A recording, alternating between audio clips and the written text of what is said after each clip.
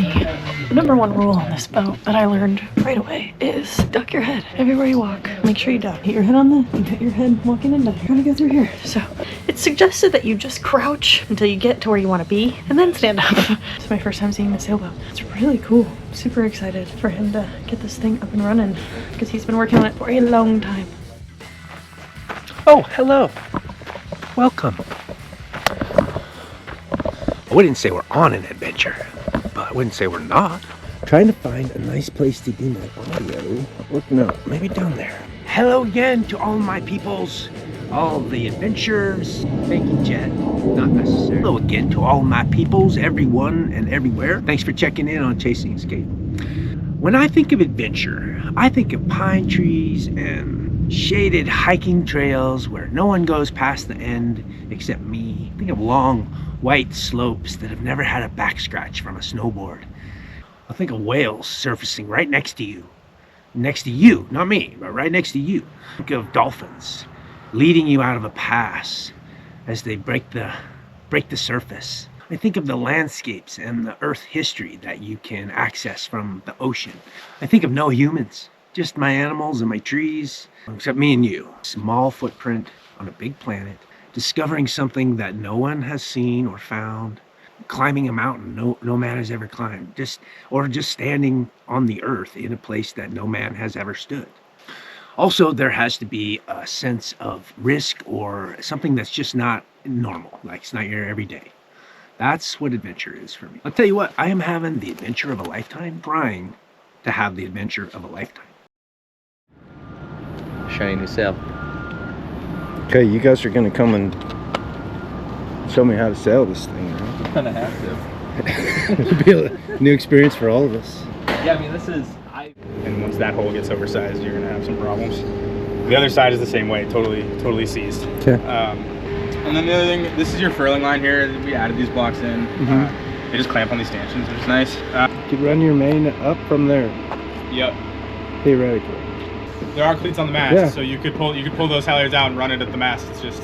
I think that's the way they always did it, was they just raised it. Yeah, some creaking in the halyards that are like, is a little unsettling, but... Holy buckets, Brad. Getting a sailboat ready to cruise the earth is not only the dumbest thing, and this is saying something because I'm not smart. Not only the dumbest thing I've ever done, it's also the biggest adventure I have ever had. I mean, just going to check on my boat in Portland, Oregon is an adventure. How dumb do you have to be to get your own knife pulled on you? A little situation here, but it's all taken care of now. What has two thumbs and is so dumb that they got their own knife pulled on? This guy. Well, the nice Portland police saw the whole thing happen as they were sitting across the parking lot on another call. I thought it was pretty entertaining how I was negotiating with this homeless guy that was in the back of my truck. And I told him, I just used some kind words and a little negotiation stuff. And then he asked me, why did he throw the 2x4 at you? And I told him, because I asked him if I could borrow that 2x4. You're dealing with a homeless, he's not all there, so. I'll tell you exactly what happened, but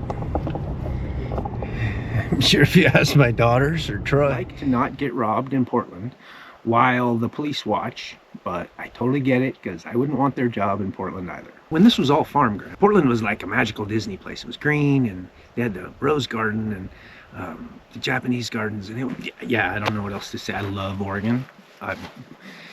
Portland is a third world country.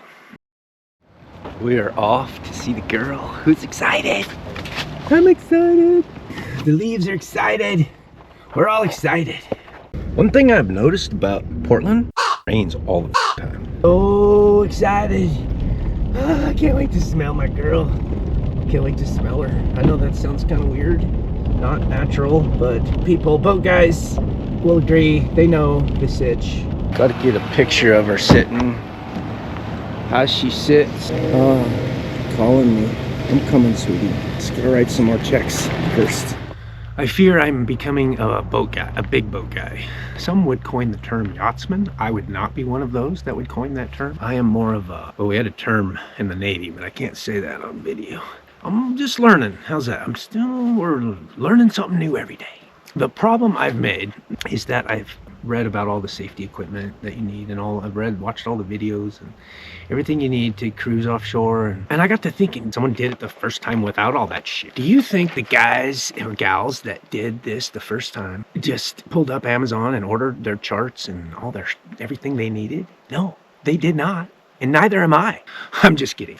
I have literally read every book there is on the Inside Passage and going to Alaska. So I will have no one to blame but myself if I decide to run into the side of a mountain. In my experience, it's better to, I'm kind of a safety Nazi, especially when it comes to other people, well, most other people's lives. I'm a safety Nazi. The necessity list, how do I say, improving. The necessity list kept improving. I'm not gonna. Oh, cool, look at that fancy thing. Yeah. So chart plotter here. We're pulling all the data off of your existing instruments. Nice. Everything. You can see all the personal boats, and you can see everything up all the way till the mouth of the Columbia. The number? Or? Yeah, it'll come up as a number. There's no, you don't have a call sign or anything like that, so. Well, we need to change that. Some weird. The wind vane?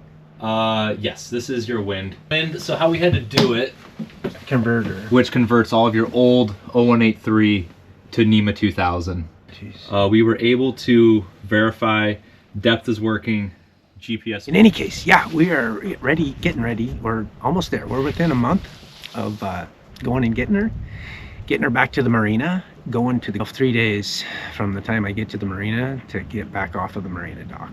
So that's my rule. I'll follow it. I may leave without something necessary. However, in those 3 days, I am going to install Starlink, buy groceries, do laundry, and then we're going to head out over the bar, and we're going to take a right, and we're going to head up to Juan de Fuca Strait and head into the San Juan Islands.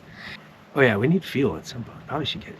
I bet we get fuel before we even leave Portland, so don't worry about that. That's my plan. Of course, all plans are loosely laid when you own a sailboat and you're dependent upon the weather. So maybe spend a week or 2, 3 there, and then try to clear into Canada and go up to Victoria, and then maybe cruise a little bit of that. And then I don't think I'll make it to Alaska this summer. I think there's just too much to see, and I'm not on a schedule other than a safety schedule. I just want to get hours on the boat. I just want to get hours at sea and just, yeah, go through things. I just want to log hours on the boat. I don't know yet, but loosely laid again, plan is to put it on the hard somewhere up in Alaska for the winter, and then take off for Hawaii. I have no interest in going to Mexico and then over, and I know there's lots of beautiful beaches, and I know there's, but from what I see, people go to Mexico. It's their launching off point to cruise the world, and they never make it out of Mexico. There is a preferential time to sail to Hawaii from Alaska, so that will probably happen in the 3rd year, because the fall next year I plan on, obviously, going to Alaska and doing a lot of that. So having said all that, it may all happen in 1 year if I have the right crew, people that know. I don't know, so I'm just gonna go slow, pick my way through the mountain, through the ocean. Pavlov's dog. I'm gonna go slow and safe through the ocean. Man, what a dumbass. Once I get to Hawaii, or we get headed that direction, I plan on, actually I will set it up way before that, probably in the next year or 2. I will set up some sort of meetings with the government contracting officers that deal with the Marshall Islands, Pacific Islands. Most of those contracts are held by massive companies, just because logistically you gotta have a little cash in your pocket to make it happen. But I feel like there's trees to be cut down everywhere. Yeah, I plan on using the boat to hopefully create some income with the federal agencies, maybe all over the world, but for sure in the South Pacific. That's the majority of the stuff I look at, just because sun, beaches, tan, ladies, and boat drinks, like, duh. I know that sounds so stupid, but... How's it going? Oh, good. How are you? Good. Thanks for all your hard work. Yeah. Appreciate it. I just noticed too, part of the report here, but that forward hatch looks like it's... Where's Dad? Welcome to TYNA. You know him as Tom. This is I know him as Dad. adventure ship. Adventure ship. She's a little dirty, but that's okay. I'll get her cleaned up nicely. This thing is huge, dude. It research over the last 15 years. 15 years. It just dawned on me the other day. I've been thinking and planning and dreaming this for 15 years. So I learned most people take 7 to 10 years to circumnavigate. You can do it in as little as 3 years. You're not going to stop and see much, but unless, if you're a professional sailor and you got the big racing boat and all that, you could probably do it in a couple 100 hours or something. For the guy that's cruising, it's going to be, 3 to 7 to 10 years to go and explore explore a circumnavigation.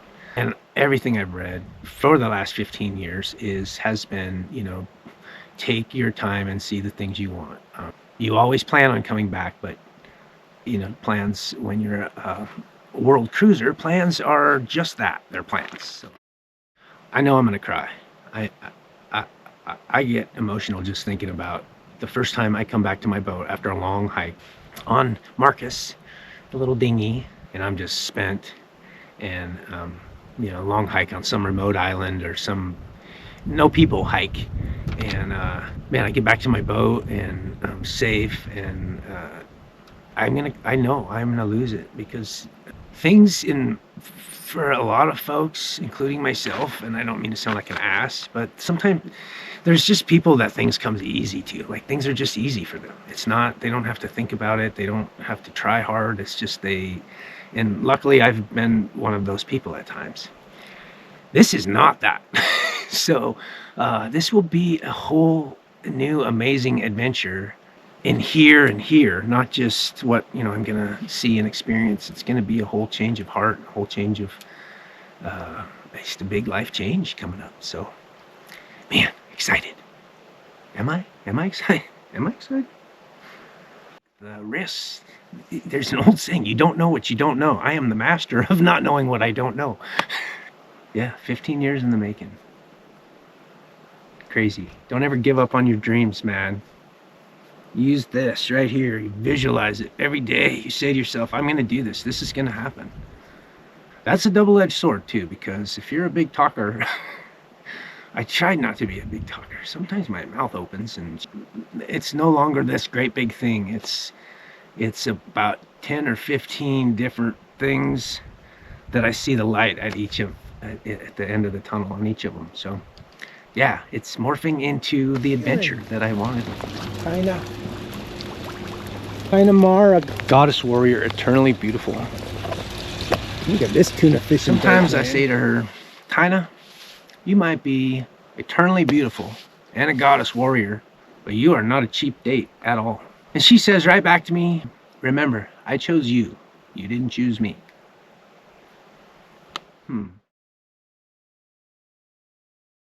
I keep track of everything, good records of everything. So TYNA has her own book. I haven't really added up all this stuff. I don't really want to do that. It's not, there's no mark to be made, or it is what it is. It costs what it costs, and as soon as it's, if I don't have enough, then she goes on the market. But I have enough for the next 2 weeks. I have enough. It's gonna be a good day. I got to smell the girl today and hang out on her for a few minutes. And it's just, it's like being fed what you need to be fed. Like, it's like a little bit of payoff for all of this preparation and planning and dreaming and doing, and like, it's not easy. It is so not easy. So not easy. If you are a sailor or have crewed a boat and might be interested in spending a few days or a week or something on TYNA crewing for this summer or fall, please shoot us an email and I will get back to you as soon as I can. Thanks for watching, and yeah, please leave a comment. I'm excited to have like-minded folks that want to go adventure.